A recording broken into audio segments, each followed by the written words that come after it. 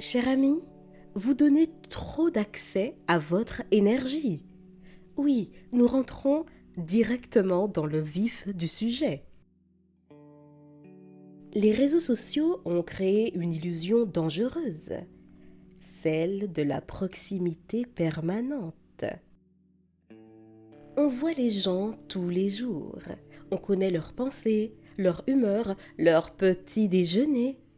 On connaît leurs opinions politiques, leurs crises existentielles. Et inconsciemment, votre cerveau classe tout ça dans la catégorie relation. Mon cher ami, une exposition n'est pas une relation. Une interaction, ce n'est pas synonyme d'intimité. Et un message vocal de 4 minutes ne fait pas de quelqu'un un ami. Soyons clairs, soyons clairs. Si vous voulez préserver votre qualité de vie ou atteindre une certaine qualité de vie, vous ne pouvez pas considérer tout le monde comme des amis. Ce n'est pas dur, c'est sain. Cher ami, votre énergie est précieuse. Et là, vous la distribuez comme si elle était aussi illimitée que les appels sur votre forfait mobile. Mais non, non. Nous faisons souvent la confusion entre proximité et intimité. Les réseaux donnent une impression de proximité constante. Vous savez ce que quelqu'un traverse, vous voyez ses stories, vous réagissez, vous échangez de petites phrases par-ci par-là. Et là, votre cerveau se dit connexion. Mais il n'y a pas de réciprocité profonde. Il n'y a pas de responsabilité mutuelle, ni d'engagement réel. C'est une intimité fragmentée. Et notre système nerveux, lui, ne fait pas la différence entre un ami proche en difficulté, une connaissance Instagram en crise parce que le vernis rose qu'elle a commandé est finalement fuchsia, et un débat en commentaire. Non, Madame Erlesta, c'est la poule qui est arrivée avant l'œuf, et non l'inverse, vous dites n'importe quoi. 15 points d'exclamation. Tout est enregistré comme stimulation sociale. Résultat, il y a surcharge. Voici un test simple. Comment vous sentez-vous? À partir d'aujourd'hui, je vous propose un exercice extrêmement concret. Après chaque échange, message, appel, rencontre, discussion, posez-vous une seule question. Est-ce que je me sens plus légère ou plus lourde? Ne cherchez pas à rationaliser ni à justifier. Ressentez juste, votre corps sait. Si après un échange, vous vous sentez tendu, vidé, agacé, obligé de... 3 petits points. Coupable. D'ailleurs, si après un échange ou avant celui-ci, vous voyez l'espèce de flemme étrange avant de prendre le téléphone ou de répondre à l'appel en question. Cette obligation diffuse ou subtile de devoir écrire à, appeler XYZ. Et si vous voyez que ça se répète avec les mêmes personnes, au bout d'un moment, ce n'est plus un hasard, c'est un schéma. Vous n'êtes pas obligé d'être accessible. Beaucoup de personnes confondent gentillesse et disponibilité permanente. Répondre immédiatement, être présente à toutes les invitations, écouter tous les problèmes, soutenir tout le monde. Mais cher ami, être accessible en permanence, ce n'est pas une preuve d'amour, C'est souvent une difficulté à poser des limites. Et parfois, derrière cette hyper-disponibilité, il y a la peur de décevoir, la peur d'être rejeté, le besoin d'être indispensable. La croyance ô combien erronée que votre valeur dépend de votre utilité. Et ça, c'est une croyance limitante. Votre valeur ne dépend pas de votre disponibilité. Les belles relations ne nécessitent pas un contact quotidien. On nous a vendu l'idée que si on ne se parle pas tous les jours, le lien disparaît. Mais cher ami, c'est faux. C'est faux. Les relations solides respirent. Vous pouvez ne pas parler à quelqu'un pendant 2 semaines, un mois et même parfois plus, et reprendre la conversation avec la même chaleur. Pourquoi? Parce que le lien ne repose pas sur la fréquence. Il repose sur la qualité. Les relations fragiles, elles ont besoin d'entretien constant, de validation permanente, de messages quotidiens pour ne pas s'effondrer. Mais posez-vous cette question. Est-ce que cette relation tient sans stimulation continue? Si la réponse est non, ce n'est pas forcément une mauvaise relation, mais ce n'est peut-être pas une relation profonde et c'est ok. Cher ami, votre énergie est une monnaie. Imaginez que chaque jour, vous recevez 100 pièces d'énergie. On va les appeler les énergoses. Vous recevez 100 énergoses. Pas 200, hein, juste 100. À qui les donnez-vous? Aux notifications? Aux conversations stériles? Aux débats inutiles? Aux personnes qui se plaignent toujours des mêmes personnes, des mêmes situations sans jamais changer?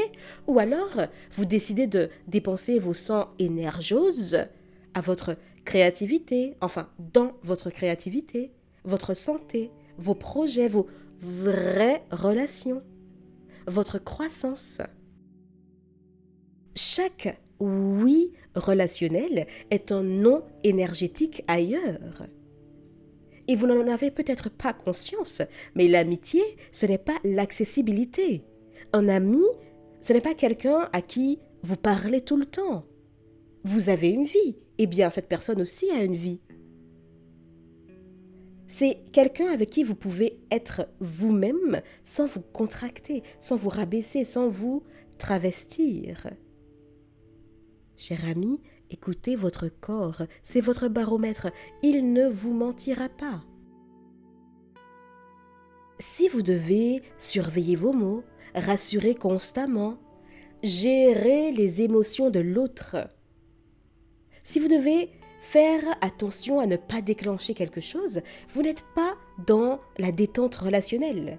Et une relation qui vous maintient en vigilance constante consomme énormément d'énergie. Mais dans le fond, je pense que vous savez, n'est-ce pas?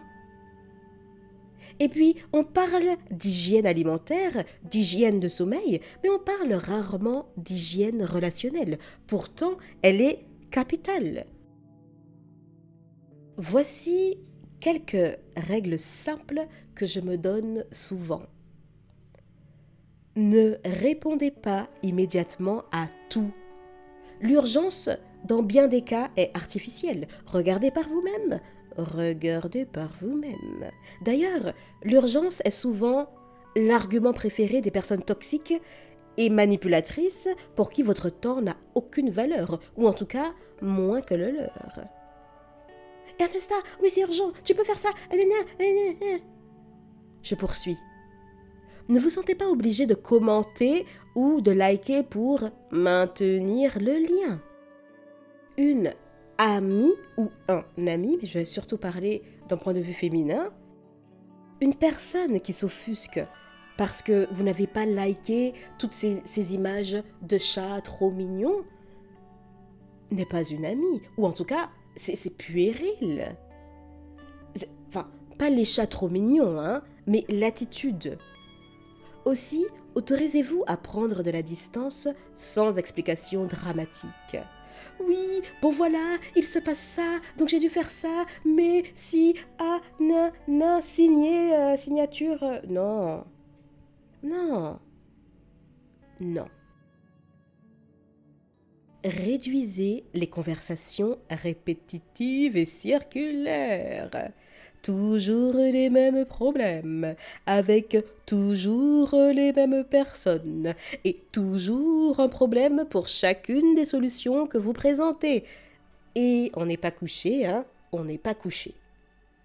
Et puis, désactiver certaines notifications, si pas toutes. Ce n'est pas être antisocial, c'est structurant. Et puis c'est de l'hygiène relationnelle. Sur les réseaux, on appelle tout le monde les amis. Mais notre cerveau, lui, a besoin d'une hiérarchie relationnelle. Il y a les intimes, les proches, les connaissances, les contacts, il y a les abonnements. Si tout le monde est au même niveau, vous êtes constamment sollicité émotionnellement. Et à la longue, ça crée une fatigue invisible, mais tenace, profonde. Cher ami, acceptez que certaines personnes soient simplement des connaissances, des relations agréables mais sans plus, des connexions professionnelles. Ce n'est pas diminuer le lien, c'est le clarifier. Regardez les faits, pas les intentions. Vous pouvez aimer quelqu'un et constater que chaque interaction vous épuise. Et c'est une observation, ce n'est pas une trahison. Vous pouvez apprécier quelqu'un et décider de réduire la fréquence. D'ailleurs, acceptez aussi qu'en face, la personne fasse la même chose avec vous. La maturité émotionnelle, c'est accepter que l'affection ne suffit pas à justifier l'accès illimité. Voici une petite astuce très concrète. Pendant une semaine, après chaque échange important, notez de 1 à 10 votre niveau d'énergie. 1 étant vidé et 10 étant nourri plus. À la fin de la semaine, regardez les tendances. Et là, vous verrez apparaître des vérités très claires. Et à partir de là, vous pourrez ajuster progressivement. Vous savez, vous n'êtes pas obligé de sauver tout le monde, hein. Certaines personnes viennent vers vous uniquement quand ça ne va pas. Et là, vous devenez la conseillère, le soutien, l'oreille, la régulatrice émotionnelle externe. Et parfois, vous aimez ce rôle, puisqu'il vous donne une place. Mais à long terme, si la relation ne vous nourrit jamais, elle finira par vous épuiser, mais totalement. Une relation équilibrée, elle circule dans les deux sens. Sinon, ce n'est pas un lien, c'est une dépendance fonctionnelle. Protéger son énergie, c'est devenir sélective. Et la sélection, c'est de la responsabilité. Contrairement à ce qu'on pourrait penser en le pensant comme étant du rejet. Cher ami, vous êtes responsable de votre état intérieur. Personne ne viendra le protéger à votre place. Personne ne viendra le protéger pour vous. La qualité de votre vie dépend directement de la qualité de vos échanges. Pas de leur quantité, ni de leur fréquence, de leur qualité. Alors, à partir d'aujourd'hui, observez, ajustez et autorisez-vous à ne plus considérer tout le monde comme un ami, comme une amie. Votre énergie mérite beaucoup mieux que ça. Je vous dis à bientôt et d'ici là, imposez-vous.